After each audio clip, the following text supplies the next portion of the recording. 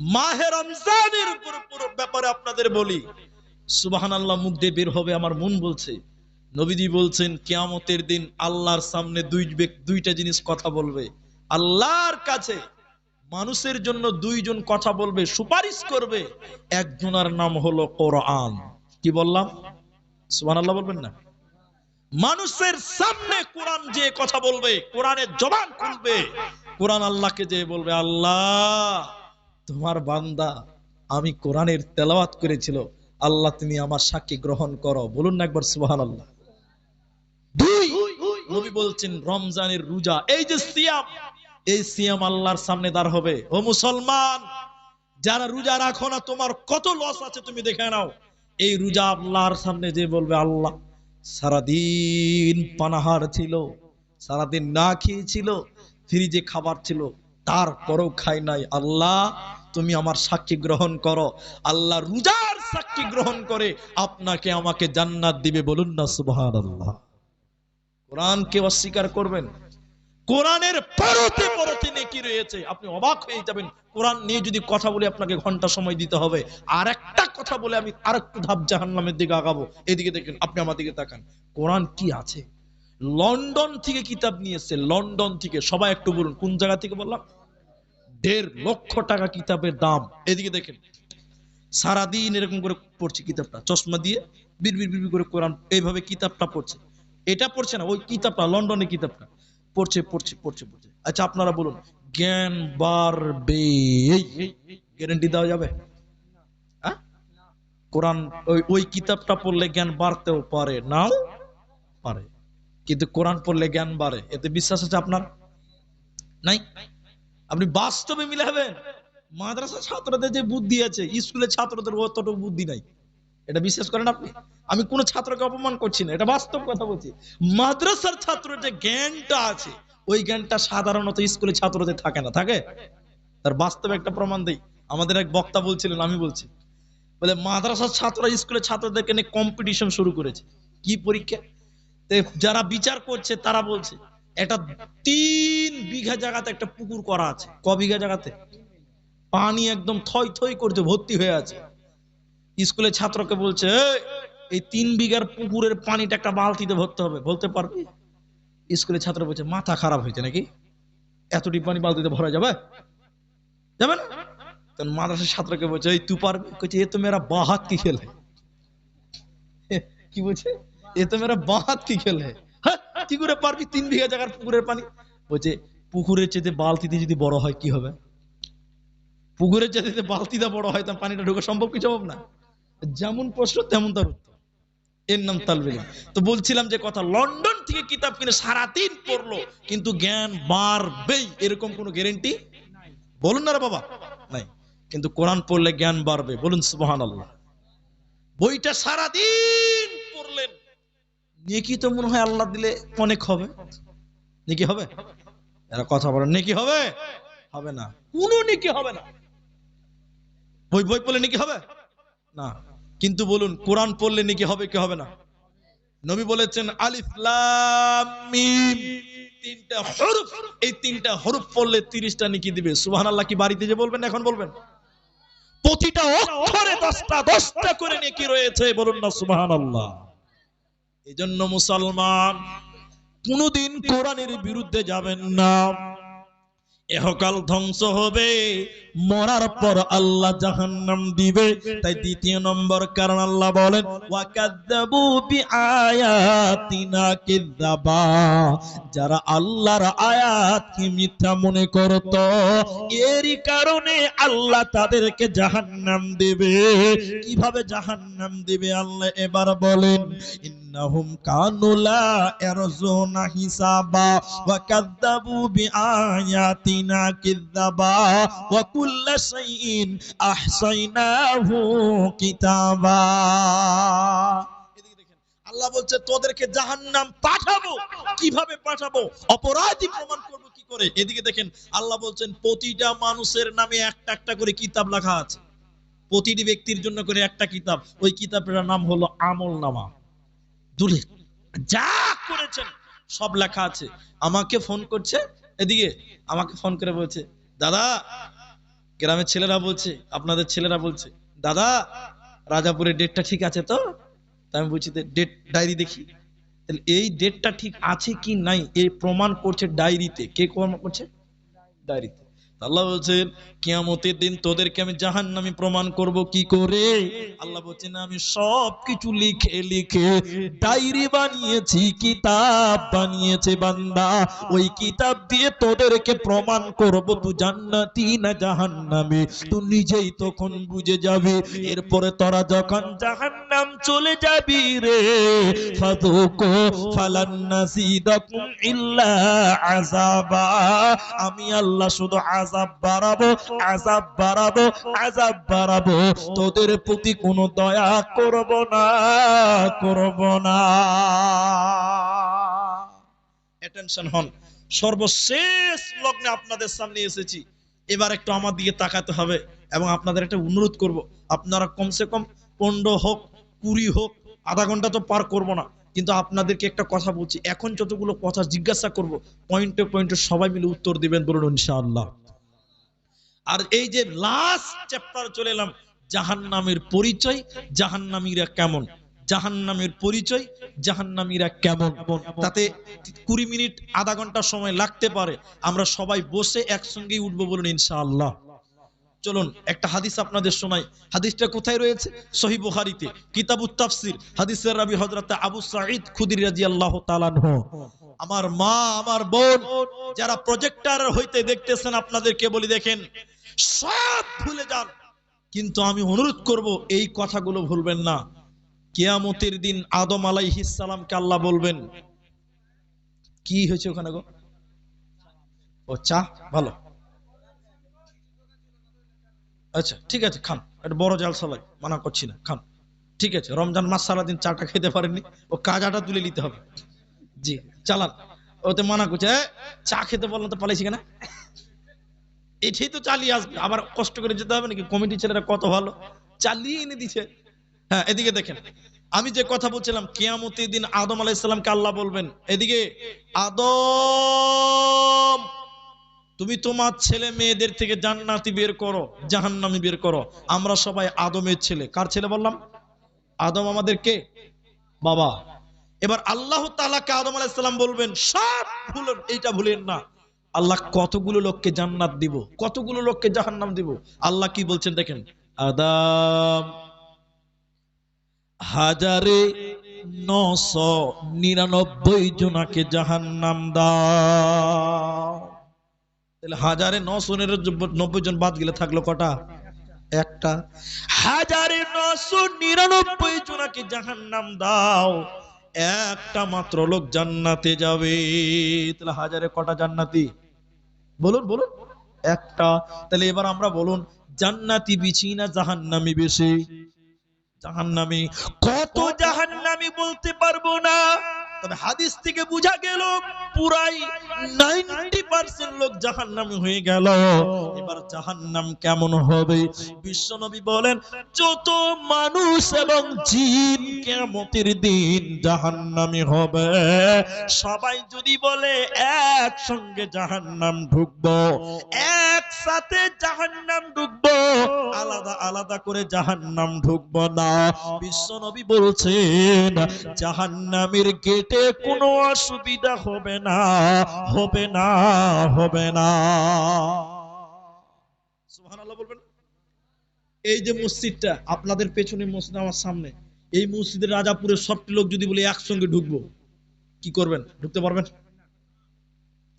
3টা লোক ঢুকবে, আর বাকি সবটি দাঁড়া। হ্যাঁ, সবাই যেতে পারবে একসঙ্গে? তাহলে সবাই যেতে চাইলে দরজা কত বড় হতে হবে? নবী বলেন, যত মানুষ এবং জিন জাহান্নাম যাবে, সবাই যদি একসঙ্গে জাহান্নামে ঢুকে, জাহান্নামের গেটে কোনো অসুবিধা হবে না, হবে না। সুবহানাল্লাহ।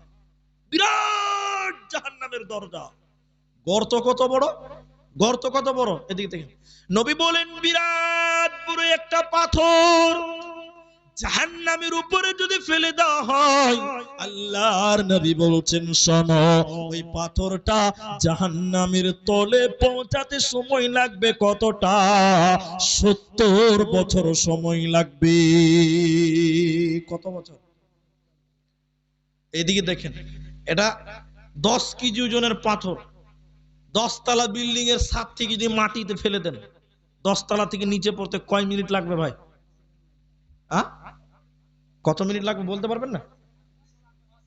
1 মিনিট? বুঝি 1 মিনিট লাগবে। 1 সেকেন্ড চোখের পলকে নিচে পড়বে, পড়বে না? নবী বলেন বিরাট বড় পাথর, মনে করলেন 1 কুইন্টাল ওজনের পাথর। ওই রকম জাহান্নামের উপরে যে ফেলে দেওয়া হয়, পাথরটা মিনিটে কত দূর যাবে, ঘন্টাতে কতটা যাবে, তাহলে দিনে কতটা যাবে, 1 মাসে কতটা যাবে? নবী বলেন একটানা 70 বছর সময় লাগবে জাহান্নামের তলে পৌঁছাতে। বলুন সুবহানাল্লাহ। এইরকম বিরাট গর্ত, সব নিচে জাহান্নামে থাকবে মুনাফিকেরা। কারা থাকবে? মুনাফিকেরা।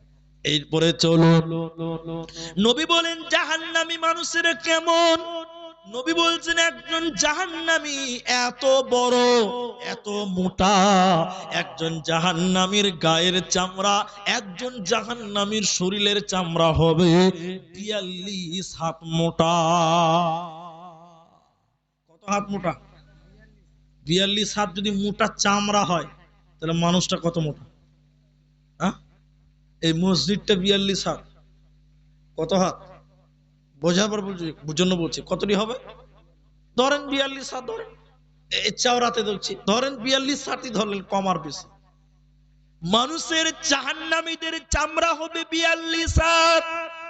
শুধু তাই নয়, আল্লাহর নবী বলছেন আরো কিছু কথা। নবী বললেন শোনো, একজন জাহান্নামীর দাঁত হবে কত বড়? নবী বলেন উহুদ পাহাড়ের সমান। উহুদ পাহাড় কত বড়? গুগলে সার্চ করে দেখবেন, কি আপনার ম্যাপ, গুগল ম্যাপ সার্চ করে দেখুন, উহুদ পাহাড় 8 কিলোমিটার লম্বা, 4 কিলোমিটার চওড়া, 8 কিলোমিটার লম্বা উহুদ পাহাড়। নবী বললেন একজন জাহান্নামের দাঁত হবে 8 কিলোমিটার লম্বা। দাঁত কত বড়? এখান থেকে পীরগঞ্জ কত কিলোমিটার? 4। ডাবল করেন, কত হবে? বুধিয়া নাকি, তাই তো? তাহলে বুধিয়া, এখান থেকে বুধিয়া যত বড়, তত বড় যদি দাঁত হয়, তাহলে মাথা কত বড় হবে?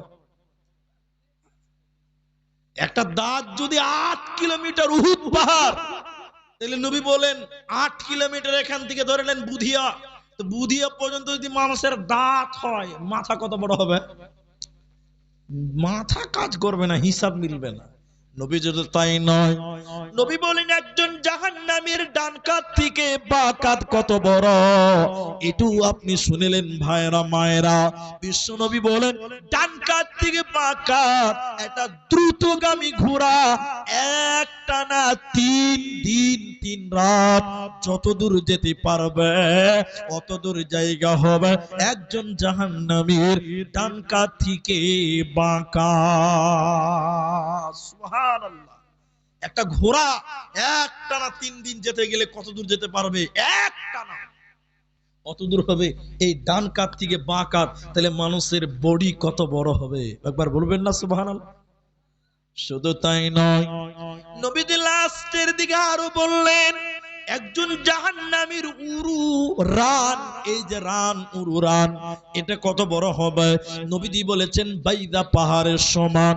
বাইদা পাহাড় কত বড়?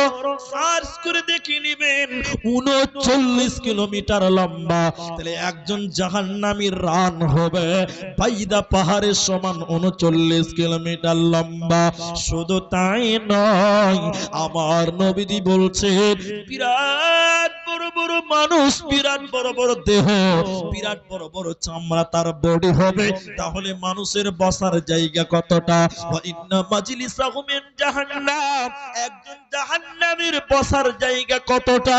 একজন জাহান্নামীর বৈঠক হবে কতটা? বিশ্বনবী বলেছেন মক্কা থেকে মদিনা যতটা, অতটা জায়গা একজন জাহান্নামীর বসার জায়গা। মক্কা থেকে মদিনা, হাজী সাহেব যারা আমরা হজ করে এসেছি, হজ করেছেন যারা, জানেন 450 কিলোমিটারেরও বেশি মক্কা থেকে মদিনা। নবী বলছেন একজন জাহান্নামীর শুধু বসার জায়গা হবে মক্কা থেকে মদিনা, মানে 450 কিলোমিটার। 450 কিলোমিটার মানে হলো এখান থেকে আসাম, মানে এখান থেকে ধরলেন আলিপুরদুয়ার, কম হবে, কম হবে তো বেশি হবে তো কম হবে না, আরো বেশি হতে পারে।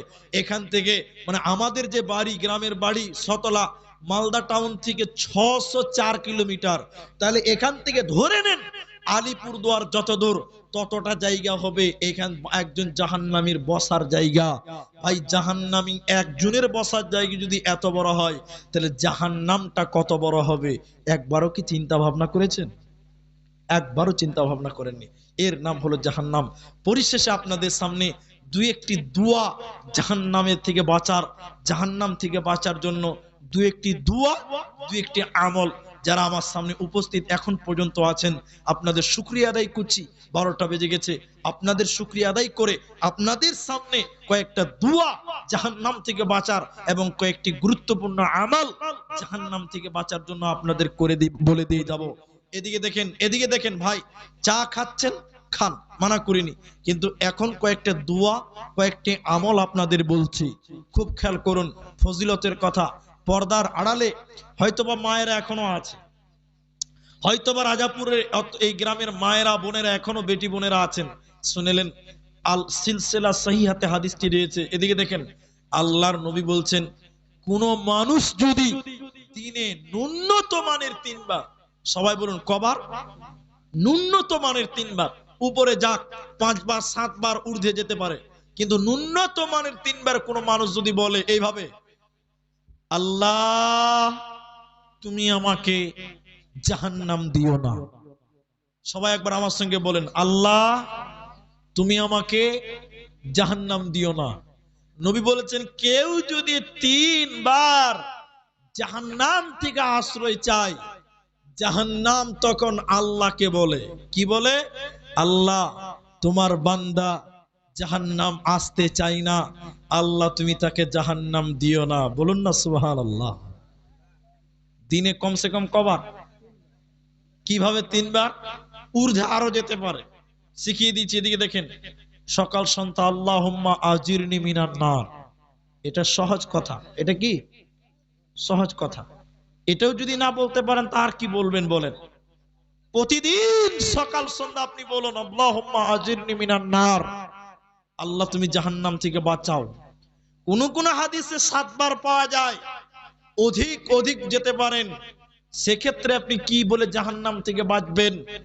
এইদিকে দেখেন, যারা নামাজ পড়েন, প্রতিদিন নামাজ পড়েন আপনি, কিন্তু জানেন না কি বলতে হবে।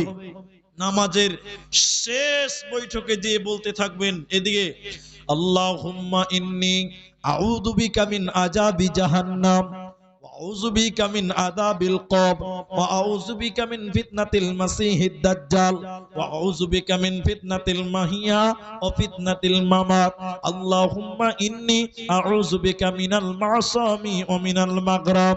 আল্লাহ গো তুমি আমাকে জাহান্নামের আযাব থেকে, কবরের আযাব থেকে, আল্লাহ তুমি দুনিয়ার ফিতনা থেকে, মাসিহিদ দাজ্জাল দাজ্জালের ফিতনা থেকে তুমি আমাকে রক্ষা করো। নবী নামাজ পড়তেন, নবী নামাজ পড়তেন এবং কবরের এবং জাহান্নাম থেকে আশ্রয় চাইতেন। কি বলবেন এবার দেখেন, আল্লাহুম্মা ইন্নী আউযু বিকা মিন আযাবি জাহান্নাম ওয়া আউযু বিকা মিন আযাবিল কবর ওয়া আউযু বিকা মিন ফিতনাতিল মাসিহিদ দাজ্জাল ওয়া আউযু বিকা মিন ফিতনাতিল মাহিয়া ওয়া ফিতনাতিল মামাত। আল্লাহুম্মা ইন্নী আউযু বিকা মিনাল মাসামি ওয়া মিনাল মাগরাব। আমার মায়েরা, নবীজি এইভাবে বলতেন, আল্লাহ তুমি জাহান্নাম থেকে রক্ষা করো। তাহলে কেউ যদি কমসে কম 3 বার জাহান্নাম থেকে মুক্তি চায়, তাহলে জাহান্নাম তার জন্য আল্লাহর কাছে ফরিয়াদ করে। এবার আরেকটা কথা, জাহান্নাম থেকে বাঁচবেন। সাহাবী বলছেন আমরা নবীর কাছে বায়াত হয়েছি এই ব্যাপারে, নামাজ কায়েম করব, রোজা রাখবো, যাকাত দিব। আর নবী বলেছেন না, বায়াতের কথা নবীজি কথা বলেছেন, নবীজি একটা কথা 3 বার বলেছেন, ওয়াল্লাহি আল্লাহর কসম। নবী একটা কথা 3 বার বলেছেন, ওয়াল্লাহি আল্লাহর কসম, আল্লাহর কসম, তোমরা যদি 4টা কাজ করতে পারো তোমাদের জন্য জান্নাতের দ্বার খুলে যাবে, জাহান্নাম বন্ধ হয়ে যাবে। নবী একটা কথা 3 বার করে বললেন। 1, নামাজ কায়েম করবে, আমরা সবাই নামাজ কায়েম করব, বলুন ইনশাআল্লাহ। 2, রোজা রাখবে, আমরা সবাই সিয়াম পালন করব, রোজা রাখবো, বলুন ইনশাআল্লাহ। 3, নবীজি বললেন যাকাত বের করব। কি করব? যাকাত বের করবেন, যাকাত বের করবেন। 1 মিনিট বলবো লাস্টে, এটা আমি শেষ করিনি হাদিসটা। এরপরে আল্লাহর নবী বলছেন কাবিরা গুনাহ থেকে যে বেঁচে থাকবে, এই 4টা, নামাজ পড়বো, রোজা রাখবো, যাকাত দিব, আর কাবিরা গুনাহ থেকে যে বেঁচে থাকবে, আল্লাহর নবী বলছেন ওই লোকের জন্য জান্নাতের দ্বার খুলে যাবে, জাহান্নামের দ্বার বন্ধ হয়ে যাবে। এই কয়টা কাজ করতে হবে। আর একটা গুরুত্বপূর্ণ কথা আজকের আলোচনায় শুনেলেন, আমার মা, আমার বোনেরা সারাদিন কষ্ট করে রোজা রেখেছেন, সারাদিন অন্যায় অশ্লীল কাজ, অপছন্দনীয় কাজ থেকে বিরত থেকেছেন।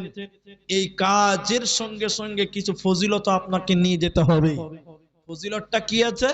আল্লাহর নবী মুহাম্মদুর রাসূলুল্লাহ সাল্লাল্লাহু আলাইহি ওয়াসাল্লাম বলছেন, যারা মুসলমান আমরা আছি এখানে, এই কথাগুলো ভুললে চলবে না। আল্লাহর নবী সাহাবী বলছেন আমরা ওয়াদাবদ্ধ হয়েছি, আমরা বায়াত করেছি। কিসের ব্যাপারে? আমরা বায়াত গ্রহণ করেছি 5 ওয়াক্তের নামাজ কায়েম করব, আমরা যাকাত দিব, আর মানুষের কল্যাণ কামনা করব। এই ব্যাপারে আমরা ওয়াদাবদ্ধ হয়েছি। আর এরই কারণে সাহাবীদের উপরে স্বয়ং আল্লাহ রাজি হয়ে গেছেন। আজকেও আমরা যারা মুসলমান, আমরা নামাজ কায়েম করব, আমরা যাকাত দিব, পরস্পরকে ভালোবাসবো, ইহসান করব, দয়া করব, তাহলে আল্লাহ আমাদের উপরে রাজি হবেন, বিনিময়ে আল্লাহ আমাদের জান্নাত দিবেন। আল্লাহ সুবহানাহু ওয়া তাআলা আমাদের যেন ভালো ভালো কাজ করার, জান্নাতে যাওয়ার মতন আমল করার যেন আল্লাহ তৌফিক দান করেন। সকলেই বলুন আল্লাহুম্মা আমিন। পরিশেষে আপনাদের যারা গ্রামবাসী রয়েছেন, আমি আব্দুর রহমান, বিশেষ করে একটি গুরুত্বপূর্ণ কথা, আমাদের অনেক মুসলমান আছে, পয়সা আছে কিন্তু যাকাত দেয় না। কি দেয় না? কথা বলে এদিকে দেখেন, আপনাদের একটা মাদ্রাসা আছে, আপনাদের এলাকাতে গরিব মানুষ আছে, আমাদের এলাকাতে গরিব মানুষ আছে, অনেকের টাকা আছে কিন্তু যাকাত দেয় না। আছেন এরকম লোক? আম্মা জান আয়েশা রাদিয়াল্লাহু, নবীজি বলেছেন যারা সোনা এবং চাঁদির যাকাত দিল না, এটা আমার পরামর্শ, মা আমার, বোন আমার, কিয়ামতের দিন সোনা এবং চাঁদিকে জাহান্নামের আগুনে গলানো হবে। গলিয়ে ওই গলন্ত সোনা এবং চাঁদিকে মানুষের কপালে, জাহান্নামীদের পিঠে, জাহান্নামীদের পাঞ্জরে ছ্যাক দেওয়া হবে, স্টেপ মারা হবে, ছাপ্পা মারা হবে। কেন মারা হবে? যে সোনা এবং চাঁদির যাকাত বের করা হয়নি। এই শুনেন আমার এই কথাটা, এটা আপনাকে উপদেশ দিচ্ছি, আমি নেমে যাব, উপদেশটা শুনেন, তাহলে আপনি আমি যাকাত দিব। আরেকটা কথা, নবী বলেন যারা অর্থের যাকাত দিল না, যারা অর্থের যাকাত দিল না, এই অর্থের যাকাত না দেওয়ার কারণে কিয়ামতের দিন ওদের গলাতে 2 মুখেও সাপ। সাপের কয়টা মুখ থাকবে? দুটো। কটা? 2 মুখ সাপ ওদের গলায় ঝুলিয়ে দেওয়া হবে। সাপ ওই লোকটাকে কামড়াবে, সবল মারবে, আর সাপ ওকে বলবে আমি কে তুমি জানো? আমি কে তুমি জানো? তখন সে লোকটা বলবে কেন কামড়াচ্ছেন, তুমি কে? তখন বলবে আমি তোমার ওই সম্পদ যে সম্পদের যাকাত দেওয়া হয়নি। কি দেওয়া হয়নি? এখন আপনি এদিকে দেখেন, নিজেকে একবার দেখেন তো আপনি যাকাতের দেওয়ার মতন সমর্থবান বেশি কিনা। আমার উস্তাদ বলেছেন এ জামানায় যত লোক যাকাত খায় তাতে মনে হচ্ছে গরিবের চাইতে ধনীরা বেশি জাকাত খায়। মুজাফফর বিন মুহসিন ইখলাস পত্রিকাতে লিখেছে, জাকাতের নিসাব বার করতে হবে বর্তমান সময়ে চাঁদির নিসাবে, চাঁদি রূপা। কিসের নিসাবে? চাঁদি। সোনাটা গেলে অনেক মুশকিল, এই জন্য চাঁদির যাবেন। এদিকে শুনেন, এখন দেখেন আপনি জাকাত দিতে পারবেন কিনা দেখেন। 52.5 ভরি চাঁদি যার কাছে আছে, বা 52.5 ভরি চাঁদির যে টাকা, অতগুলো টাকা যার কাছে আছে তাকে জাকাত দিতে হবে। এখন এদিকে দেখেন, 1 ভরি চাঁদির দাম কত? 800 টাকা, কম বেশি হতে পারে। 800 টাকা, সবাই বলুন কত? তাহলে 52.5 ভরির দাম কত হবে? 50 ভরির দাম কত? 40,000 টাকা। 50 ভরির দাম কত হবে? 40,000 টাকা। আরো 2.5 ভরি, আর 8 দুগুনি কত? 1600। 8 দুগুনি কত? 1600। তাহলে 41,600 টাকা। হ্যাঁ, 41,600 টাকা। আর হাফ ভরির দাম 400 টাকা, তাহলে পরিপূর্ণ 42,000 টাকা। কত টাকা? 42,000 টাকা। 1 বছর যার কাছে থাকবে তাকে জাকাত দিতে হবে শতকরা 2.5 টাকা, হাজারে 25 টাকা, আর লাখে হলো 2,500 টাকা। এখন এমন পরিবার পাওয়া মুশকিল যাদের বাড়িতে 42,000 টাকা 1 বছর থেকে নাই। কথা হ্যাঁ কিনা বলুন? প্রায় মানুষের কাছে 42,000 টাকা থাকে, থাকে না? যদি বলেন থাকে না, আমার তো মনে বলে যে লোকটা শামসির হাটে ভিক্ষা করে ওর বাড়িতেও তার চেয়ে বেশি টাকা থাকে। হ্যাঁ কিনা বলুন? তাহলে 42,000 টাকা প্রায় পরিবারে থাকে, ইল্লা মাশাআল্লাহ। তাহলে আমরা হিসাব করে দেখেছি এখনকার সময় অধিকাংশ মানুষকে জাকাত দিতে হবে, কিন্তু বলুন জাকাত কি দেয় মানুষেরা? জাকাত দিতে না।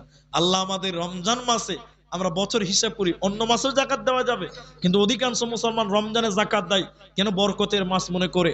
আমরা নিজেদের মালকে পবিত্র করে জাহান্নাম থেকে নিজেরাও বাঁচবো, তার জন্য কি করতে হবে? নিজের মালে জাকাত বার করতে হবে আর দান করতে হবে। দান করলে জাহান্নাম থেকে বাঁচা যায়, নিজের মালকে পবিত্র করা যায় জাকাতের মাধ্যমে। এরই জন্য আপনাদেরকে বলবো, আপনারা নিজেদের মালে জাকাত বের করবেন, এতে মিসকিনদের কাছে দিবেন।